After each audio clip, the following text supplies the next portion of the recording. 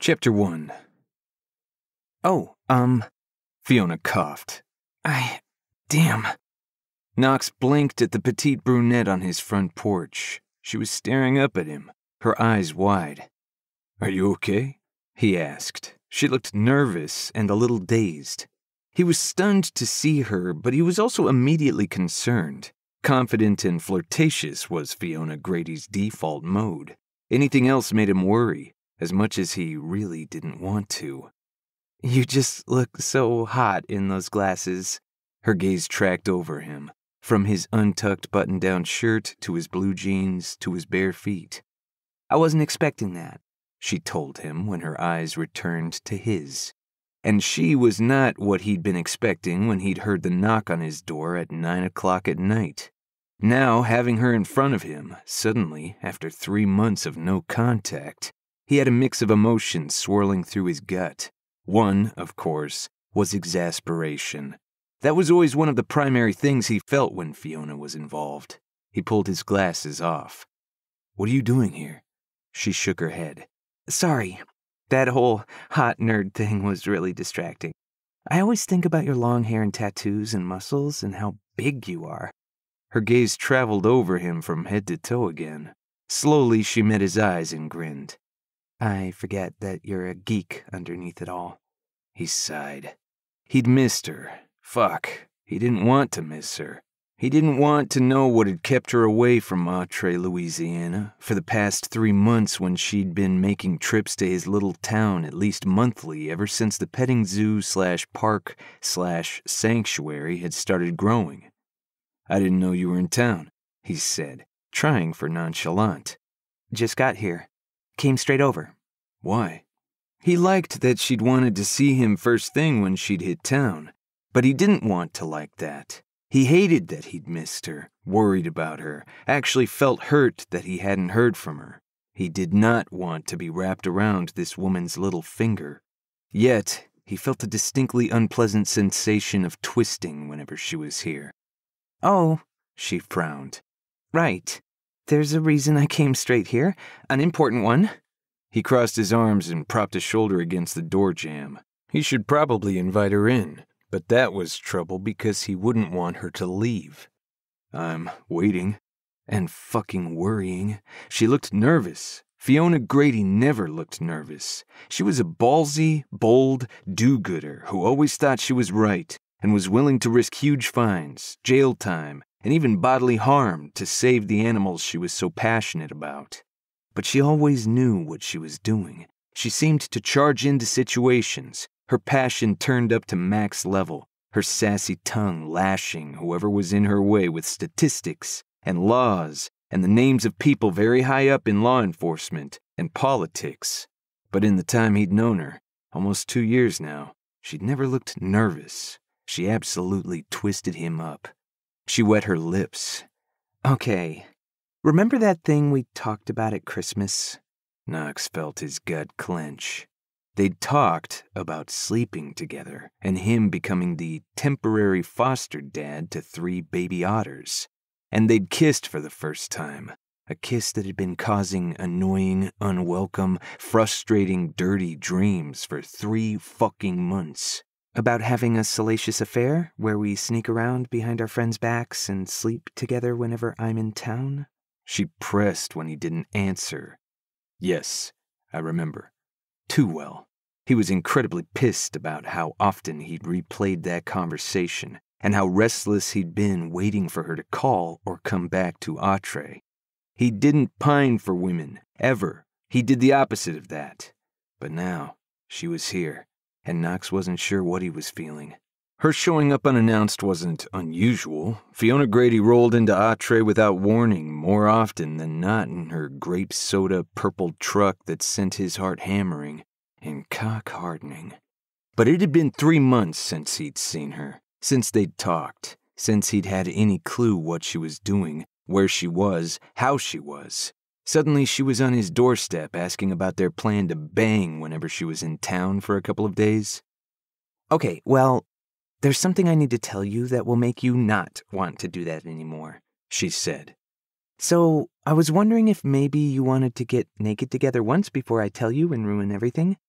He opened his mouth to reply, then shut it without a word. What the hell? He glanced over his shoulder.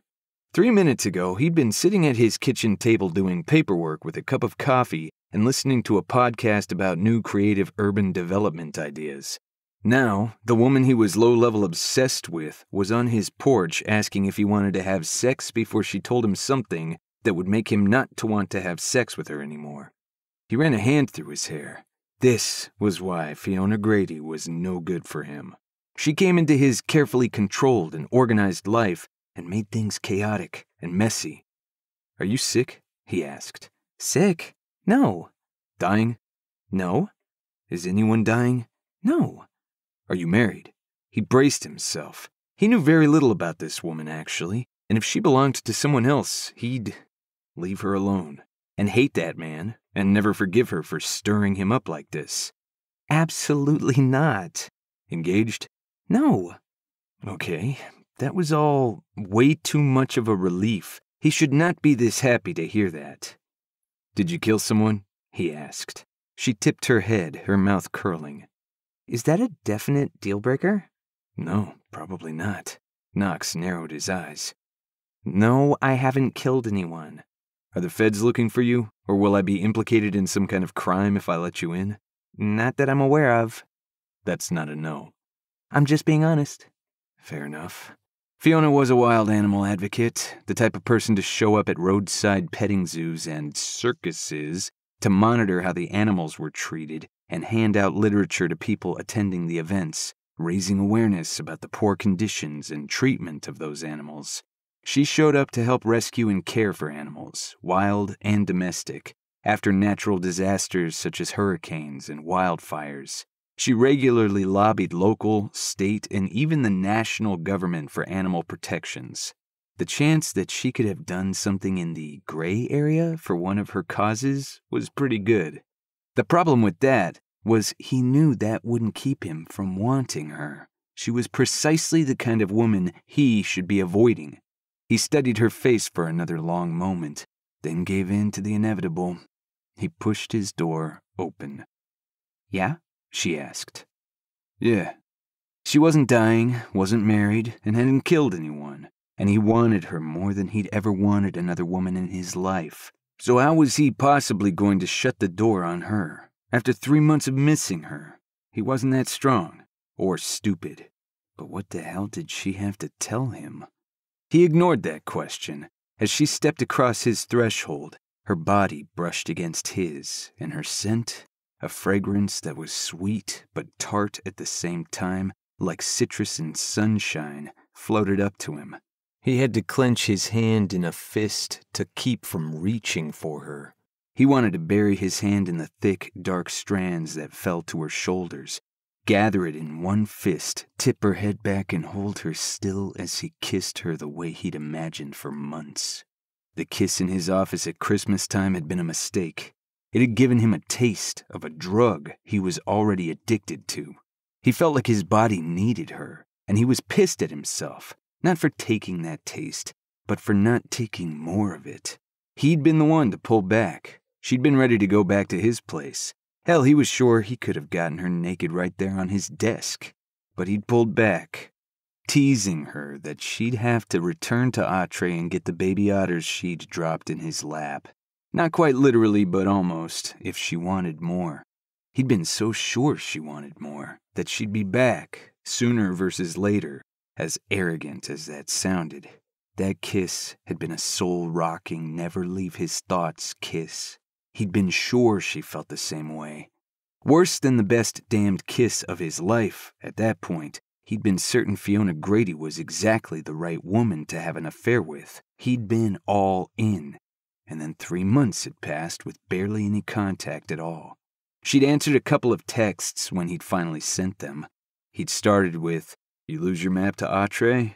Her response had been, "Still at home."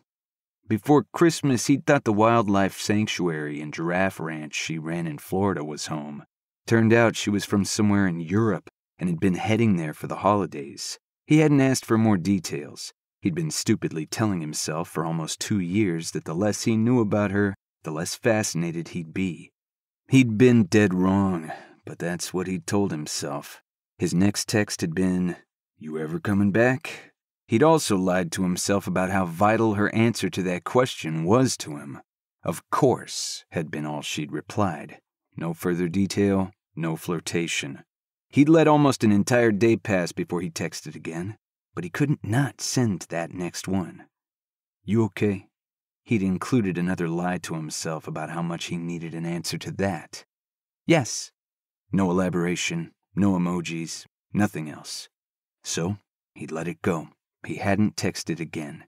And now here she was, in his house, and she had news that she knew he wouldn't like. But she'd also offered something far more dangerous. Fee, the gruff single-syllable form of her name, that only he and her best friend Griffin ever used, made her spine straighten, and she turned to face him. He closed the door but didn't move away from his spot. "Yeah?" she asked softly. "Are you okay?" He needed that answer as much now as he'd needed it 2 months ago in that text. She studied him, then shook her head. "Not completely." She had to be okay. He needed her to be okay. Because yeah, he loved her long dark hair, big blue eyes that seemed to twinkle constantly with mischief, tight body, and sassy mouth. But above all else, what he liked about her was that she was perpetually even better than okay, and she never asked him for a damned thing until those baby otters, and those were half a joke and entirely temporary, or so he'd thought. "Fee, he started, but she cut him off. "I missed you." He looked at her. She didn't seem on the verge of tears or like she was about to tell him all her problems. "I missed you too," he said, deciding to be honest. "So, we should take our clothes off." Yes, they should. They should get naked and have hot sex, and then he could walk her to the door and say, "You know what? I don't need to know your news. Let's just keep doing this." If he didn't know the reason that would make him not want to have sex with her, he could keep wanting that. They could keep doing it, and everyone would be happy. He liked life organized and things put into tidy boxes, literally and figuratively. He loved to be decisive, to act, and to take charge. Women like Fiona, who were bold and driven and didn't let anyone intimidate them, and who would tell him to go to hell when necessary, were perfect for him. As long as they didn't live within a 100-mile radius of him, a buffer zone was critical. He realized neither of them had said anything for several long seconds after she'd said they should get naked. "Knox, you should know." He covered the space between them in 2 long strides, cupped her face, and covered her mouth with his. He didn't want her to tell him anything. He didn't want to know whatever was going to change this thing between them. He wanted her, the self-assured, kick-ass woman he'd gotten to know, who lived 700 miles away. He did not want whatever chaos or craziness she'd brought with her. That probably made him an asshole, but he'd make it up to her with orgasms. She gave a needy little whimper against his lips as her hands came up to grip his wrists as if holding him close, urging him to keep going. Taking his time to taste her, to relish this, to drink her in. He walked her back until she bumped into the wall behind her. Then he slid his hands down her body, loving how she shivered and arched closer. Finally, he cupped her ass and lifted her. Her legs went around him, and he pressed her into the wall. She was small. She stood barely above 5 feet and weighed almost nothing. He was a big guy, 6'4", and brawny, as his mother described him. He'd played football very well, and he knew his size helped him get stuff done. People didn't argue with him when he confronted them over property line disputes, or told them they had to clean up their empty lot. Sure, some of it was his growly attitude and lack of patience, but his size helped. It was undoubtedly an advantage when it came to putting Fiona up against the wall so he could settle his aching cock into the notch between her legs. She gave a little gasp that turned to a groan, and her hand slid into his hair. He wore his long, too, and as her fingers curled into his scalp, seeming to pull him even closer, he relished how she gripped him. He kept one hand on her ass and palmed the back of her neck with the other, tipping her head slightly. He stroked his tongue over her bottom lip, then delved inside to taste her fully. He gave a low growl as she met his strokes with her own. They kissed, pressing against each other, their gasps and groans filling his foyer until he finally pulled back. He stared down at her, his gaze burning into hers. Right here? Or bedroom? She swallowed, her breathing ragged. Bedroom. I want you all stretched out. A surge of heat went through him. He wanted that too. Plenty of room to move, change positions, and get at every inch of her. He pulled away from the wall but kept his hold on her. She laughed slightly. I can walk. Now that I've finally got you here. He pressed her against his painfully hard cock. I'm not letting you go. She gave a delicious little groan. Yes. That was all. A simple agreement. He carried her up the stairs to his second floor and headed for his bedroom. He'd lived in this house for years, ever since he'd come back to Autry after college. This town had always been his plan. This was home, and he wasn't leaving. Knox strode across his bedroom, an enormous space that had once been 2 smaller bedrooms. His bed was near the windows on the south side of the room. He could see the back of the enclosure from that window where Autry's big cats, a young lion, and an old man tiger lived. Fiona would love that. Knox lowered her to the mattress, following her down. His hands were now free to roam, not needing to hold her up. He ran his palms up and down her sides as he kissed her deeply. She lifted her hips, pressing into him, wrapping one leg around his waist so they fit perfectly. She was small, but she was strong, not just in spirit, though certainly that, but physically as well. She ran a wildlife sanctuary. She threw hay bales and gigantic hunks of meat around and helped herd animals for veterinary checks and transport. He didn't have to worry about hurting her. He could trust she'd tell him to back off if he was too much. God, he needed that almost as much as he needed her bare skin and hot, warm body around his. So he unleashed his need for her. He pulled back just enough to unbutton his shirt and yank it off. Her gaze and hands were hot as she ran her palms over his bare skin, and Knox shuddered. Fuck, I love your hands on me. Me too. God, how have we waited this long? That was a great question. When he'd first met her, he'd known she was trouble. He expected that she'd drive him crazy and that they'd clash whenever she came to town. He'd been right, but those clashes had been foreplay. He'd acknowledged that to himself only the second time she'd come to Autry. But he'd started feeling respect for her right away. Not only the work she did, but the way she treated the people he loved most. He'd quickly realized Fiona was pushing the boys of the Bayou Gone Wild petting zoo toward becoming a sanctuary. She'd seen their potential before they'd understood it themselves, and she'd been right on. She'd given the animals a loving place to go, and she'd given the people a purpose that they'd all embraced and grown from. He was crazy about her for that alone. Anyone who loved his people as much as he did would be able to get past a few of his walls. So he'd resigned himself to liking her, admiring her, enjoying their banter and her sass. But damn, he hadn't expected the physical desire to be so strong. He just couldn't fight it anymore. A long-distance, no-strings-attached fling with this woman was perfect. So no, he did not want to know whatever she thought would change his mind about that. We waited because I didn't like you for a long time, he said, leaning in to run his mouth down the length of her throat. Liar, she said with a breathless laugh. You liked me as soon as I brought swearing parrots to town. He groaned. Those parrots had caused him all kinds of headaches with the locals. No. She wiggled underneath him, pressing up against his fly. Yes. I wanted you, but I didn't like you. Oh, you wanted me the very first time we met. She grinned up at him. Just like I wanted you. I wanted to paddle your ass. Her eyes went wide, but not with shock. Heat.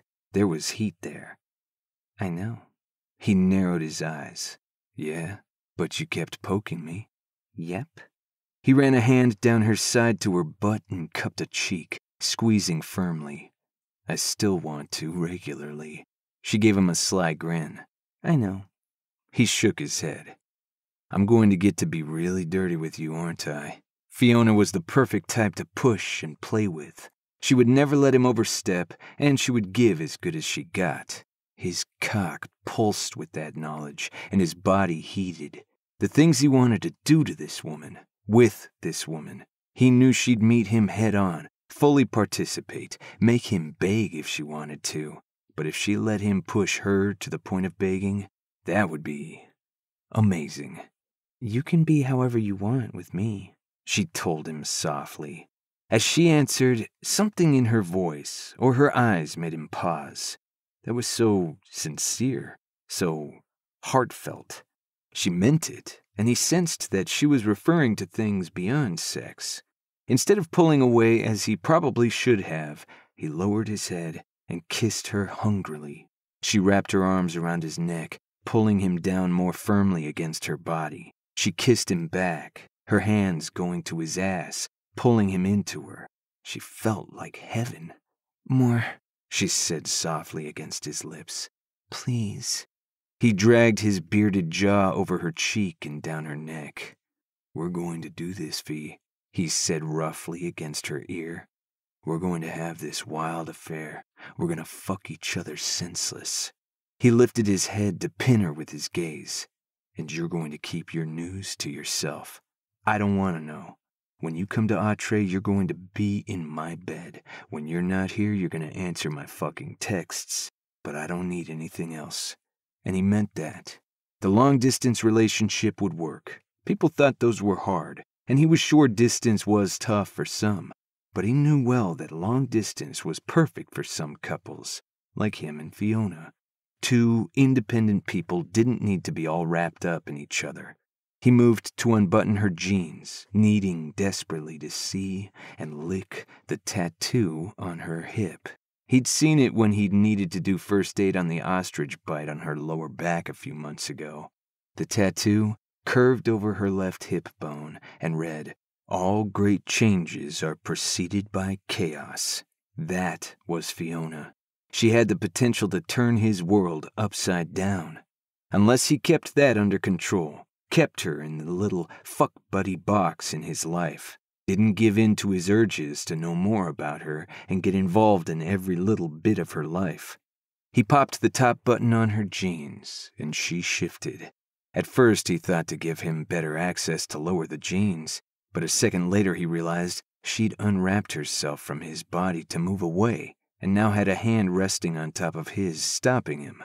He lifted his gaze. She looked torn. He didn't like torn. He liked decisive, and he knew exactly what he wanted her decision to be here. Don't, he said simply. I have to tell you. No, you don't. I do. And, she sighed. Damn it. Before we do this. No. She really didn't need to tell him at all, but he believed her when she said it would change his perspective on things. There are a few things I think you should know, but there is one thing you for sure need to know. Before we get naked, as much as I would love to just strip you down and ride you till sunrise, you'll be mad after. Despite his brain saying, yeah, now I do need to know whatever the fuck this is, his body was still really into the idea of naked now, consequences later. What makes you think you'll be riding? He asked, lowering his voice as he squeezed her ass again.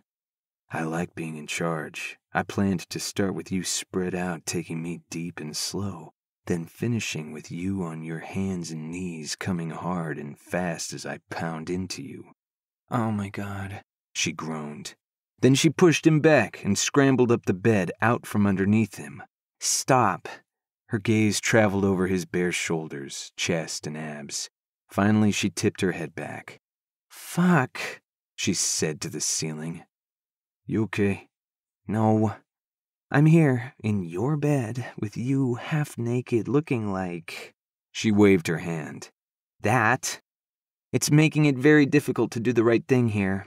The right thing is taking your clothes off and putting that mouth to better tasks than talking. No, she sighed. Unfortunately, it's not. Because if we're as hot together as I expect, and you give me the orgasm that I'm betting you're going to, I will be even more upset when you're pissed at me later. It's better to not know how good this could be if I can't have it again. We're absolutely going to be hot together, and I'm going to give you more than one orgasm. And I've decided I don't care if you're keeping some animal abuser in a cage in your basement and are treating him the way he treated whatever animals you rescued from him. There was definite heat in her gaze, even as her lips curled. I've had that happy daydream more than once. The multiple orgasms. The abuser in a cage. But orgasms are really good too. He gave a soft snort. He started to crawl after her. Fee. I'm moving here, she blurted out. He froze. And damn it, she'd done it. She'd ruined everything.